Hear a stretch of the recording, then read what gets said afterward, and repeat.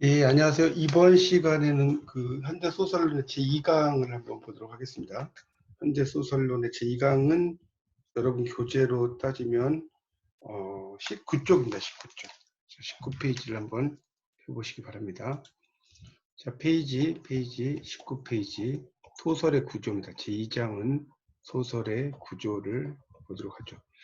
자, 소설의 구조에 보면 이야기, 서사와 서술행위라고 이렇게 나왔는데요. 그러니까 우리가 소설이라는 것은 이제 말 그대로 이제 꾸며낸 이야기죠. 그래서 우리가 이제 역사 소설 같은 경우는 이제 팩션이란 말을 쓰죠. 이 팩션이란 것은 이제 팩트하고 픽션의 합성어죠. 역사를 이제 이 허구와 이 사실, 그래서 이 팩트에 이거하고 요 단어가 합해진 거죠. 팩션이죠. 그러니까 역사적인 어떤 사실이라든가 실존 인물의 이야기에 작가의 상상력을 붙이는 거죠. 그러니까 역사에다가 사실, 여기에다 이제 상상력을 가미한다라고 보시면 되겠습니다. 당연히 이제 그런 의미, 우리가 이제 역사와 문학의 차이점이 뭐냐라고 누가 이제 물어보신다면, 역사는 실제로 일어난 일이죠. 언제 어떤 전쟁이 일어났느냐, 이런 실제로 일어난 일을 이야기한다고 한다면, 이 문학이라는 것은 이제 일어날 수 있는 일이죠. 수 있는 일이다라는 것을 이해하시면 일단 되겠습니다. 좀 알아두시고요.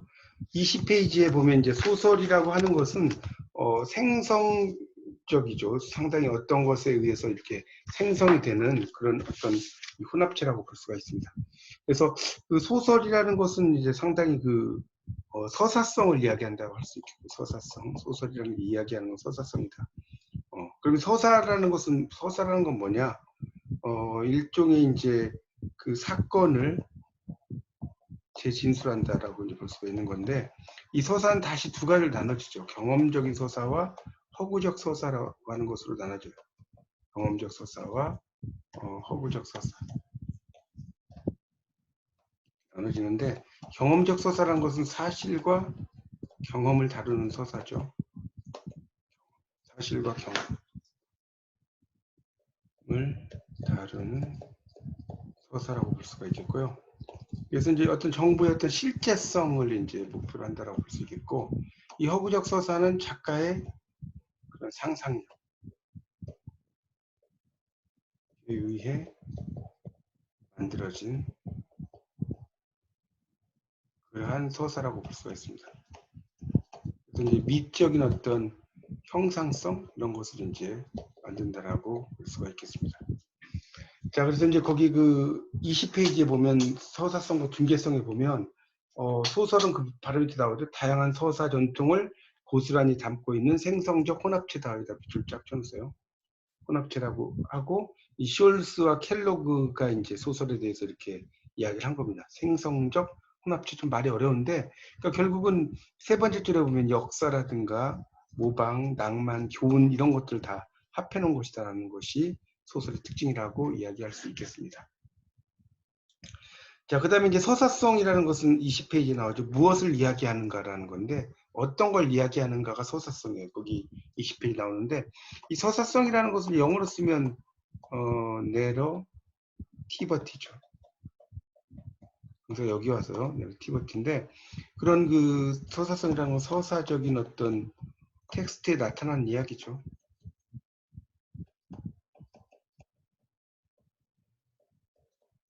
이걸 이제 서사성이라고 볼 수가 있겠습니다. 그 정도로만 이해하시면 될 것 같고요.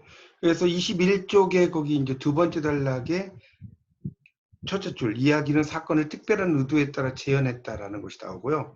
그 다음에 이제 거기서 네 줄 내려가면 이러한 사건의 재진술을 서사라고 한다, 이야기라고 한다, 이런 말도 나오고 있습니다. 그리고 그 경험적 서사와 허구적 서사가 나오죠. 21쪽의 마지막 단락의 둘째 줄의 경험적 서사, 셋째 줄의 허구적 서사인데, 그러니까 신문이나 역사서 등에서 볼 수 있는 그런 그 서사가 사실과 경험을 다루는 게 경험적 서사고, 상상력에 의해 만들어진 게 허구적 서사다, 이렇게 이해하시면 되겠습니다. 자, 23쪽에 보면 이제 서사성, 내러티버티란 말 나오고, 율리시즈라는 그 사진이 보이죠. 이거는 이제 제임스 조이스라고 하는 이제 영국의 소설가죠. 예, 이 소설가 쓴 율리시즈인데 이 하루 동안의 이야기 율리시즈는 두 인물의 이것을 경험을 다루지만 그 속에서 삶과 죽음, 보편적인 주제부터 대도시의 생활상, 아일랜드의 그런 시대상 등을 이제 써놓은 아주 유명한 작가입니다. 영국 중에서도 이제 아일랜드 출신의 이 작가가 바로 제임스 조이스가 되고요. 이 율리시즈라는 건 이제 의식의 흐름 수법으로 썼다라고 그래요. 그래서 이제 뭐 영어로 하면 스트림 오브 컨시스니스.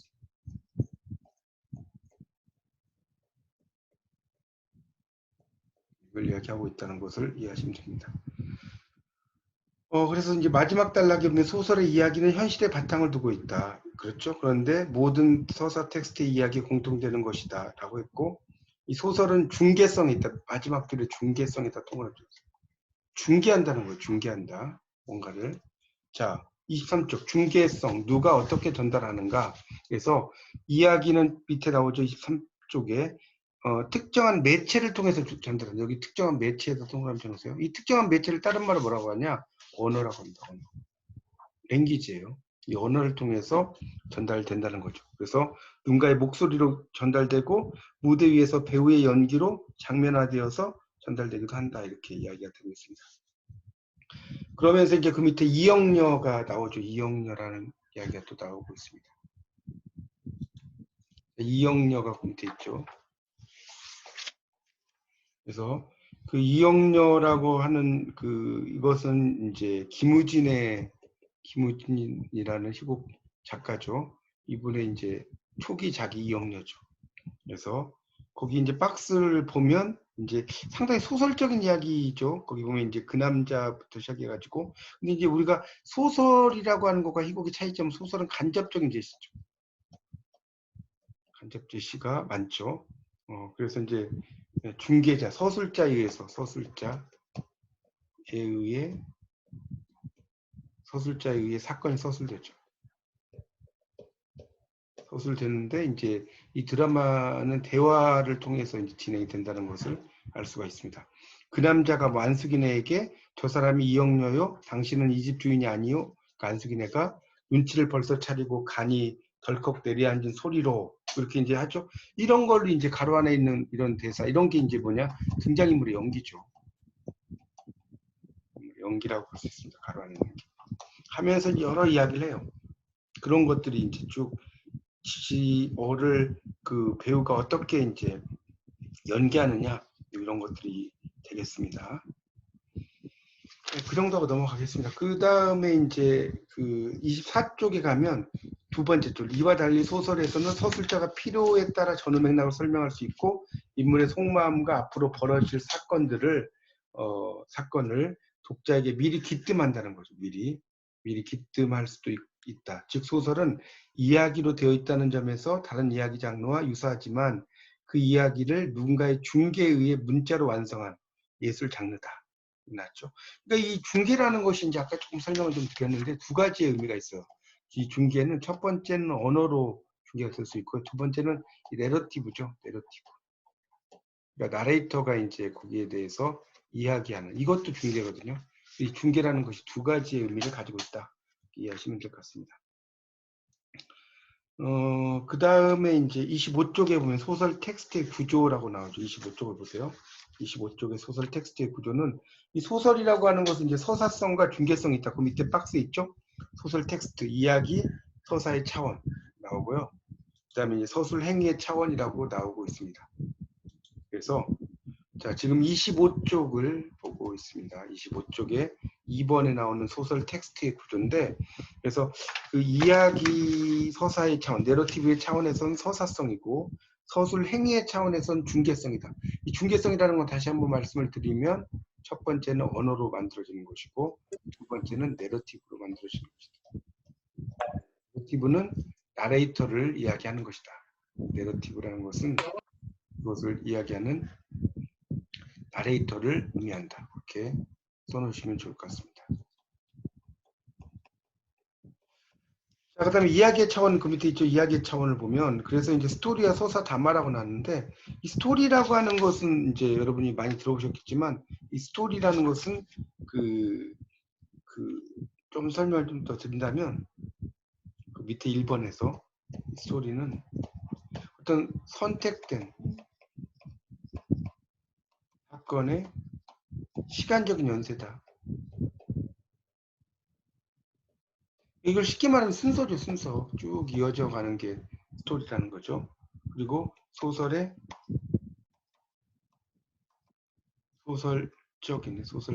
이야기의 뼈대가 되는 줄거리.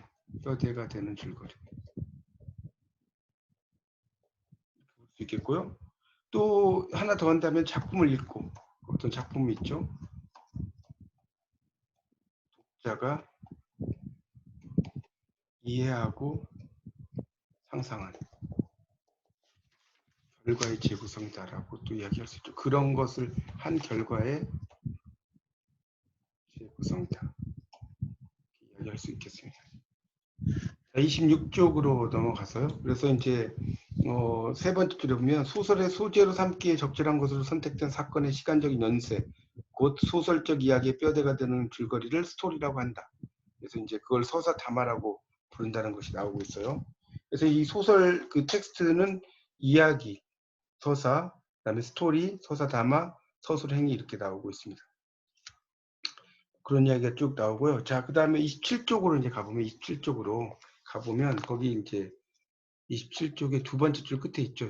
세 번째 스토리는 작품을 읽은 독자가 이해하고 상상한 결과를 재구성한 것이다. 이렇게 나오고요. 다음 두 번째 단락의 스토리는 긴밀하게 연관되었든 느슨하게 연관되었든 한 개 이상의 사건이 연쇄되어 이루어진다. 이렇게 또 나오고 있습니다. 그래서 이 김첨지가 하루 종일 인력거를 끌었다. 김첨지의 부인이 죽었다의 연쇄가 운수 좋은 날의 줄거리죠. 그래서 이 사건의 연쇄는 인물들의 행위에 의해서 만들어진다는 거죠. 그래서 우리가 소설의 3요소와 이 소설 구성의 3요소가 있는데요. 이 소설의 3요소는 주제 구성 문체고요.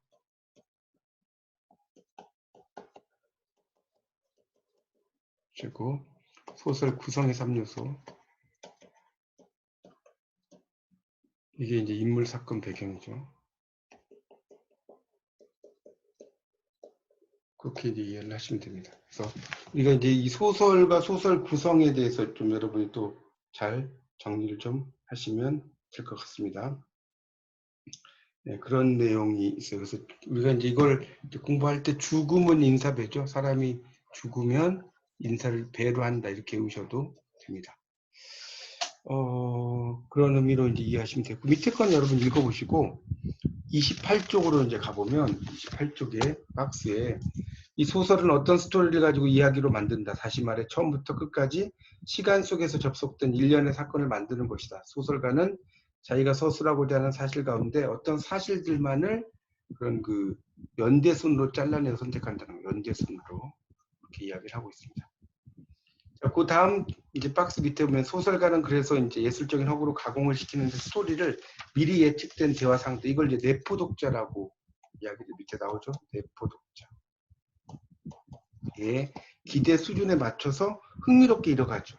그래서 소설가는 이제 지연을 시키기도 하고 뭐 이러죠. 그러니까 그 왕건이라는 드라마에서 궁예가 너무 이제 역할을 잘하니까 궁예를 상당히 오래가게 만들어 버렸잖아요. 그것도 일종의 내포 독자라고 볼 수가 있습니다. 그러니까 독자의 어떤 이야기에 의해서 이 줄거리가 좀 바뀔 수도 있고 이런 것을 이야기하는 겁니다. 자, 그 다음에 29쪽으로 가보면 29쪽에 거기 이제 스토리 형상화가 나오는데요. 거기 한 5째 줄에 보면 이야기의 행위 주체로 선택한 인물을 구체적으로 형상화해. 이게 이제 인물 형상화예요. 인물 형상화. 그리고 사건을 고유의 미적인 의도에 따라 재배열하고 연관시키고 속도 조절하고 빈자리를 만들어요. 이게 플롯이죠. 우리가 이제 플롯과 스토리의 차이점은 플롯은 인과관계라고 보시면 돼요. 인과관계. 그러니까 이 스토리라는 것은 이거죠. 왕이 죽었다. 그리고 왕비가 죽었다.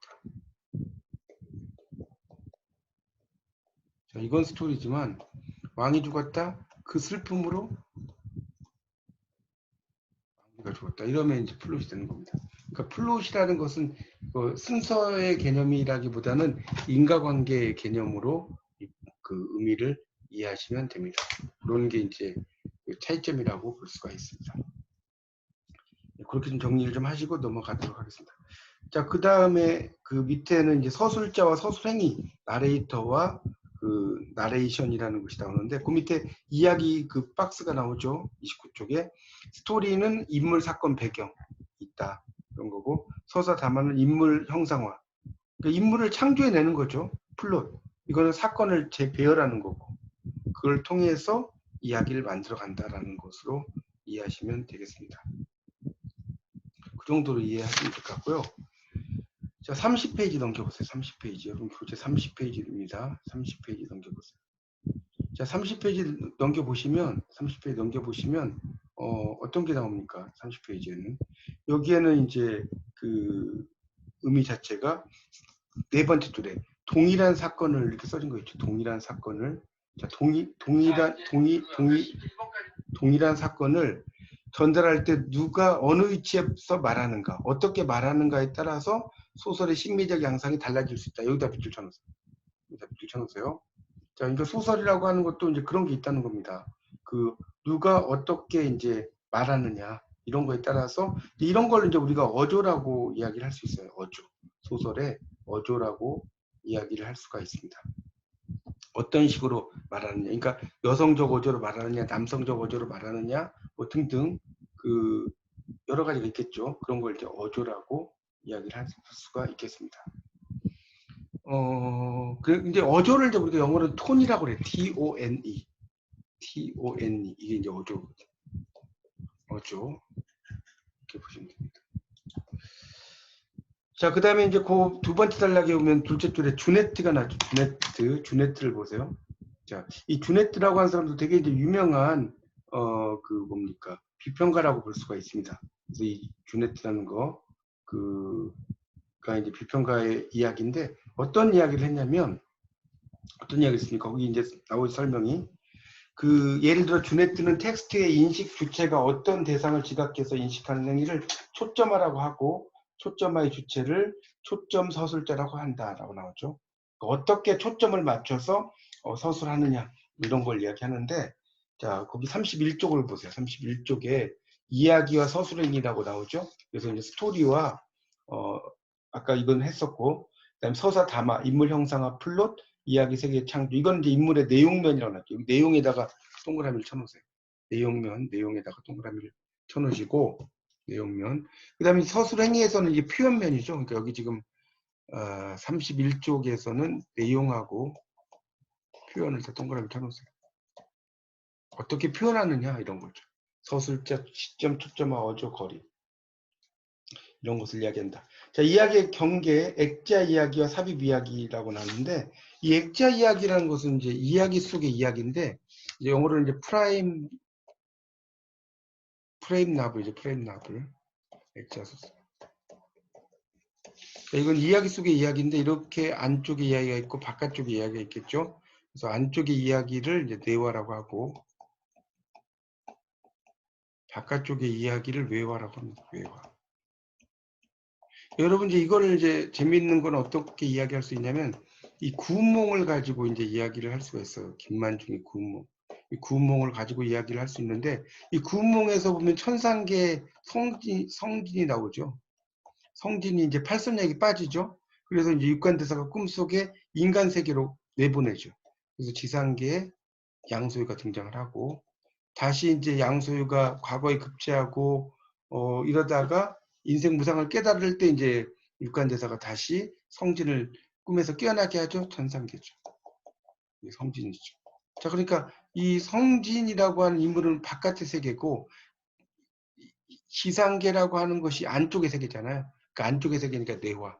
그러니까 내화라는 건 쉽게 말하면 이야기 속의 이야기라고 볼 수가 있습니다. 그래서 쉽게 말하면 이야기 속의 이야기. 이게 내화라고 볼 수가 있겠습니다. 그래서 이런 그 액자 이야기 같은 거, 삽입 이야기, 특히 이제 거기 무녀도에 대한 이야기가 등장을 하고 있습니다. 무녀도. 그래서 거기 밑에서 둘째 줄에 위에 올라가면 김동리의 단편 소설 무녀도의 무당인 모하와 기독교인이 되어 돌아온 아들 우기의 갈등을 중심으로 한 이야기다. 나오고 있습니다. 쭉 이야기가 되고요. 32쪽으로 가면 32쪽. 그래서 이제 이야기 속의 이야기라고 이제 볼 수가 있습니다. 그런데 소설의 처음을 보면 바로 모아와 우기의 이야기가 나오지 않는다. 서술자인 나는 집에 있는 무녀도 그림이 어떻게 생기게 되었는지 이야기를 한다. 자신이 태어나기도 전 어떤 나그네가 딸을 데리고 와서 머물러 갔다는데 그 소녀가 남긴 그림이라는 것이다. 이렇게 나타난다는 거죠. 그러면서 이제 소녀가 거기 보면 박스에 점점점 있고 소녀 나오죠. 위에서 6째 줄에 이 소녀가 바로 낭이에요. 남기고 한 그림, 이것을 무녀도라고 불렀지만 그 다음 밑줄 치세요. 내가 할아버지로부터 전해 들은 이야기는 다음과 같다. 그러면서 이제 내화가 나오는 거죠. 여기까지가 외화가 되는 거고, 다음과 같다 이유는 내화가 된다. 그래서 그 마지막 단락의 32쪽에 첫째 줄에 밑줄 치세요. 하나의 이야기 속에 다른 내부 이야기를 안고 있는 형태의 소설을 액자 소설이라고 한다. 여기 지금 프레임 나블이라고 이야기했는데 프레임이라는 게 틀이라는 뜻이에요. 틀, 어떤 틀을 가지고 있다는 것이고요. 33쪽을 보세요.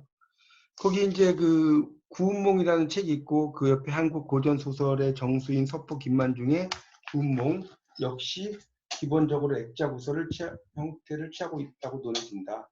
성진의 꿈, 즉 양소유로서의 삶이 액자로 삽입되고 이후에 그 꿈에서 깨어나면서 성진은 현실로 돌아와 이것이 인간 세계의 부귀와 남녀의 사귐이 허무한 것임을 깨닫게 했던 육관대사의 뜻임을 알게 된다. 이렇게 나오고 있죠. 그래서 이야기는 외와 내와 외화로 구성되어 있다. 무녀도처럼 이렇게 되어 있다는 거죠. 그리고 이제 이 김동인의 소설은 이제 광자로 시작되는 것이 다 액자 소설이에요. 여기 이제 광염소나타만 그 33쪽의 마지막 단락 넷째 줄 나오는데 광화사도 액자 소설이고요. 이건 다 이제 김동인의 작품입니다. 김동인의 작품이고요.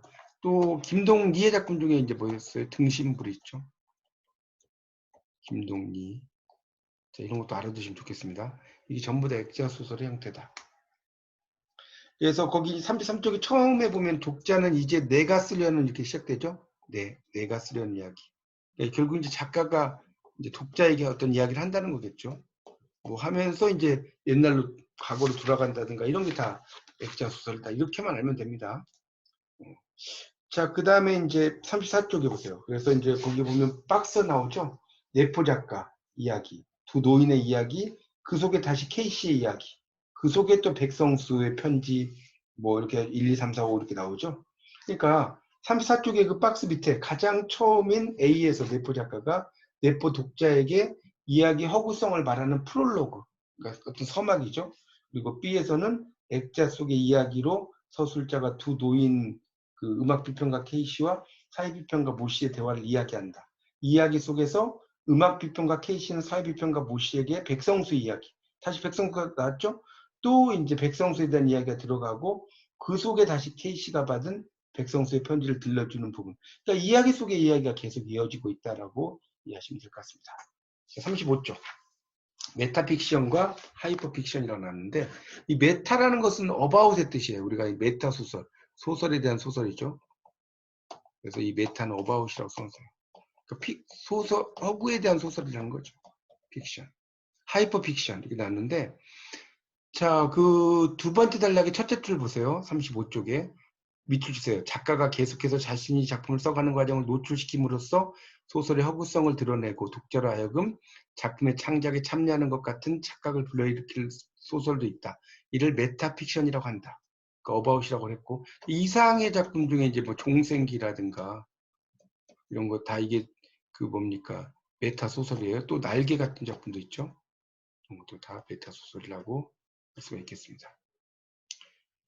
그러면서 이제 이 메타 소설이 이제 자기를 드러내는 거니까 거기 메타픽션의 세 줄 내려가면 창작 과정 자체를 주제로 다루는 특성을 자기 반영성이라고 한다. 셀프 리플렉서빌리티. 메타 소설이라는 것 자체가 자기를 드러내는 거죠. 자기 반영성을 이렇게 알면 될 것 같고요. 자, 마지막 넘겨보세요. 36쪽입니다. 하이퍼픽션이란 말 나오는데 이 하이퍼라는 것은 36페이지입니다. 36페이지에 나오는 이 하이퍼라는 말 자체가요. 과도, 초과, 최고도 이런 뜻이 있어요. 그래서 그러니까 우리가 이야기 같은 걸 이야기에 들어가면 뭘 선택을 해요. 뭐 이야기에서 이렇게 하면 맞다 틀리다 1번, 2번 선택을 하고 2번 선택하면 2번에서 다시 1번 선택하고 2번 선택하고 이런 것들이 전부 다 하이퍼 소설인데 예전에 그 이휘재의 인생극장이라는 게 있었어요. 그래서 이제 그래 할 수 있어. 거기 이제 보면 어떤 주인공이 나오고 주인공이 A를 선택했을 때 주인공이 B를 선택했을 때 상황이 완전히 바뀌는 이야기거든요. 그게 이제 인생극장입니다. 거기에 보면 그리고 이제 뭘 선택했냐에 따라서 이야기가 바뀔 수가 있겠죠. 이런 것들이 전부 다 하이퍼 픽션이라고 이야기할 수 있죠. 링크를 클릭을 해서 어떤 링크를 클릭하느냐에 따라서 어떻게 이야기가 이제 바뀌어져 버리는 거죠. 그런 겁니다. 예를 들어서 뭐 세 명의 화자가 있다. 세 명의 화자 중에서 하나를 선택해. 그래서 이제 어떤 독립된 이야기를 가져갈 수도 있고 또 이제 연결점을 따라서 가다가 이제 또 다른 화자로 이동해요. 그렇게 할 수도 있습니다. 이런 것을 이제 하이퍼 텍스트라고 이야기를 할 수가 있습니다. 그러니까 결국 이 하이퍼 텍스트라는 걸 다시 좀 정리를 하자면 이 하이퍼 텍스트 픽션이라는 것은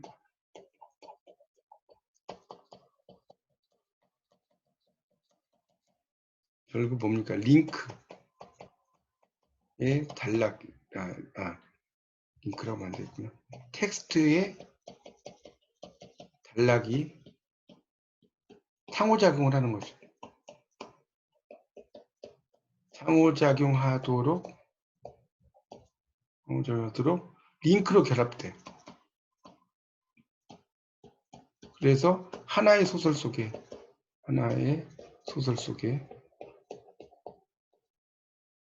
수십 또는 수백 가지의 다양한 줄거리가 있겠죠. 이런 다양한 줄거리가 가능한 컴퓨터상의 소설 형식이에요.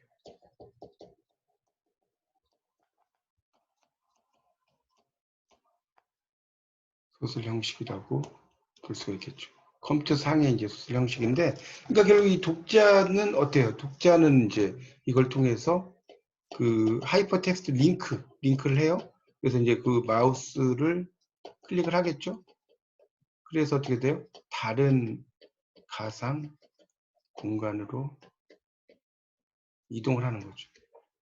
뭐 그런 내용이 이제 바로 이 하이퍼 텍스트 픽션이라고 이야기를 할 수가 있겠습니다. 그래서 이 메타 픽션하고 이제 하이퍼 픽션의 그런 차이점을 여러분이 좀 잘 알아두시는 게 좋겠습니다.